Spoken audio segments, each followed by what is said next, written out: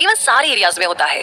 आप ये भी सीखेंगे कि ऑफिस में एक पॉजिटिव मेंटल एटीट्यूड को कैसे डेवलप करें, जो आपको किसी भी चिंता और थकान से निकलने में मदद करेगा।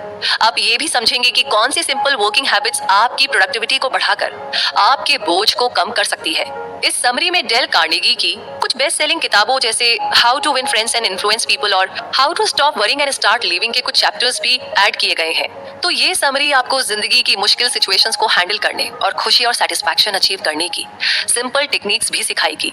तो आइए इस जर्नी का हिस्सा बनते हैं और आधा घंटा इन्वेस्ट कीजिए इस समरी पर, अपने लिए, अपनी खुशी के लिए, अपने सुकून के लिए, अपनी ग्रोथ के लिए। तो पहला चैप्टर है how to make people like you instantly. हर इंसान की इच्छा होती है कि लोग उसे पसंद करें, इसलिए हम लाइफ में बहुत सारे दोस्त बनाना चाहते हैं। हम उम्मीद करते हैं कि हमारी फ्रेंडशिप सच्ची हो और वो लंबे समय तक चले। लेकिन ऐसा करने के चक्कर में हम दूसरों को अपनी बेस्ट साइड दिखाने की कोशिश करते हैं। लोगों से हम सिर्फ अपने इंटरेस्ट, हॉबीज और काम के बारे में ही बात करते हैं। हम लोगों को अपने साथ जोड़े रखने के लिए अपनी कहानी को इंटरेस्टिंग तरीके से सुनाते हैं, लेकिन सिर्फ खुद के बारे में बात करना बड़ी गलती है। हम इंसान खुद को इम्पोर्टेंट फील करना चाहते हैं। हमें हर बात में दूसरे लोगों का अप्रूवल और रिकॉग्निशन चाहिए। इसलिए अगर हम चाहते हैं कि लोग हमें पसंद करें, तो हमें खुद के बारे में बात करने की बजाय उनके बारे में बात करनी होगी। हमें ईमानदार होकर दूसरों को इम्पोर्टेंट फील कराना होगा, लेकिन हमारा गोल इसके बदले में कुछ पाने का नहीं होना चाहिए। हमारे द्वारा तारीफ के कुछ शब्द किसी इंसान को खुश फील करा सकते हैं। अगर हम दूसरे लोगों में सच्ची दिलचस्पी लेंगे तो उन्हें फील होगा कि हम उन्हें एक प्लेटफॉर्म दे रहे हैं ताकि वो अपने बारे में बता सके। सबकॉन्शियसली वो आपसे कनेक्टेड फील करने लगेंगे। इसलिए हमेशा लोगों को ये दिखाइए कि आप उनकी किसी एक खास क्वालिटी को पसंद करते हैं। उन्हें खुद को एक्सप्रेस करने का मौका दीजिए, लेकिन चापलूसी और झूठी बातें ना करें। मतलब थोड़ा ही बोले, जितना रियल लग रहा है उतना ही बोले। दूसरे इंसान को समझने की सच्ची कोशिश करें। एक बार की बात है, इस बुक के ऑथर डेल कार्नेगी एक पोस्ट ऑफिस की लाइन में इंतजार कर रहे थे। उन्होंने नोटिस किया कि पोस्ट ऑफिस का क्लर्क अपने बार बार रिपीट किए जाने वाले काम से बहुत बोर हो गया है। कार्नेगी उसे बेहतर फील कराना चाहते थे, इसलिए उन्होंने सोचा कि उस क्लर्क की कौन सी बात उन्हें अच्छी लगती है। जब कार्नेगी की बारी आई तो उन्होंने क्लर्क के सुंदर बालों के लिए कॉम्प्लीमेंट दिया, जिसे सुनकर क्लर्क खुश हो गया और उसके चेहरे पर बड़ी प्यारी सी मुस्कान आ गई। अब यहाँ पर कुछ लोग सोचेंगे कि कार्नेगी ने क्लर्क की चापलूसी की है ताकि वो अपना काम जल्दी से निकलवा सके, है ना? लेकिन कार्नेगी ने बताया कि उनका इरादा ऐसा बिल्कुल नहीं था। वो तो सच में इस छोटी सी बात से क्लर्क को खुश करना चाहते थे। एक छोटी सी बात ने क्लर्क को इम्पोर्टेंट फील कराया। कार्नेगी का कहना था कि जो लोग झूठे और सेल्फिश होते हैं वो आगे जाकर फेल हो जाते हैं। फिलोसोफर्स और स्कॉलर्स ने हजारों सालों से इंसान के रिश्तों को ऑब्जर्व किया है और वो सभी इस बात को मानते हैं कि हमें दूसरों को वैसे ही ट्रीट करना चाहिए जैसा कि हम दूसरों से चाहते हैं। इसलिए दूसरों को इम्पोर्टेंट फील कराएं। दूसरों को रिस्पेक्ट दिखाने के लिए आप सिंपल फ्रेज का यूज कर सकते हैं, जैसे कि थैंक यू और आपको परेशान करने के लिए मैं माफी चाहती हूँ। इन सिंपल शब्दों और जेस्चर से आप उन्हें अप्रिशिएट कर सकते हैं। वैसे इसे हम एक एग्जांपल से समझ सकते हैं। डांटे रोसेटी नाम के एक फेमस पोएट थे। लोग उनकी पोयम को सुनना बहुत पसंद करते थे। उनके फॉलोअर्स में से एक हॉलकिन नाम का गरीब लोहार का बेटा भी था, जो रोसेटी की पोइट्री को बहुत पसंद करता था। एक दिन केन ने रोसेटी को एक लेटर लिखा जिसमें उसने बताया कि वो उनके काम को कितना पसंद करता है। इस सच्ची तारीफ से रोसेटी को इतना अच्छा लगा कि उन्होंने केन को लंदन बुलाया और अपना सेक्रेटरी बना दिया। केन ने जल्द ही राइटिंग में अपना करियर बनाया और उसका नाम उस टाइम के सबसे ज्यादा सक्सेसफुल राइटर्स में शुमार हुआ। तो बात ऐसी है कि लोग अपने काम के लिए रिकॉग्निशन यानी कि पहचान चाहते हैं। अगर कोई उनके एफर्ट्स को नोटिस करता है तो एप्रिसिएशन के सिंपल शब्दों से उन्हें हिम्मत मिलती है। इसके अलावा दूसरों को अप्रिशिएट करने से हमें उनके एक्सपीरियंस से कुछ सीखने को मिलता है और उनके साथ अच्छे रिलेशनशिप भी बनते हैं। जैसे कि जॉर्ज ईस्टमैन कोडक कंपनी के फाउंडर और सीईओ थे। वो एक म्यूजिकल स्कूल बना रहे थे। एडमसन एक फर्नीचर कंपनी के मालिक थे। एडमसन उस स्कूल में थिएटर के लिए कुर्सियां सप्लाई करना चाहते थे। तो जब एडमसन ईस्टमैन से मिलने उनके ऑफिस गए तो ईस्टमैन की सेक्रेटरी ने उन्हें बताया कि ईस्टमैन आज बहुत बिजी है। लेकिन सेक्रेटरी ने एडमसन को मिलने का टाइम दे दिया और उसे 5 मिनट या उससे कम की एक प्रेजेंटेशन तैयार करने के लिए कहा। इस दौरान एडमसन ने ईस्टमैन के ऑफिस की बिल्डिंग में इस्तेमाल की गई अलग अलग तरह की लकड़ियों और डिजाइनर फर्नीचर को नोटिस किया। एडमसन समझ गया कि इसे बनाने में कितना एफर्ट लगा होगा।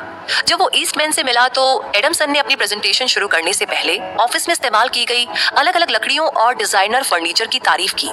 इससे इम्प्रेस होकर ईस्टमैन ने एडमसन को ऑफिस में और भी चीजें दिखाई और अपने बचपन की कहानियां सुनाई। उन्होंने एडमसन को अपना कैमरा भी दिखाया जो कि उन्होंने पहली बार खरीदा था। जो मीटिंग पहले सिर्फ 5 मिनट की होने वाली थी वो कब 2 घंटे में बदल गई, पता ही नहीं चला। जल्द ही ईस्टमैन ने एडमसन को कुर्सियों का ऑर्डर दिया जिसकी कुल कीमत $90,000 थी और इसके बाद उन दोनों की दोस्ती सालों तक चली।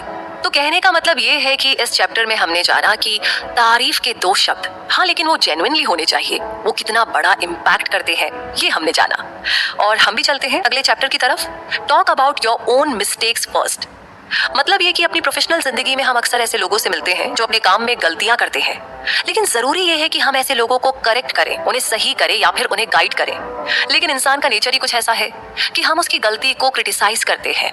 हालांकि उस टाइम हमें शांत रहना चाहिए और दूसरों को क्रिटिसाइज करने से पहले खुद के अंदर झांक कर देखना चाहिए। हमें याद रखना चाहिए कि हम भी परफेक्ट नहीं है, भाई हमने भी गलतियां की है बहुत सारी और होती ही रहती है।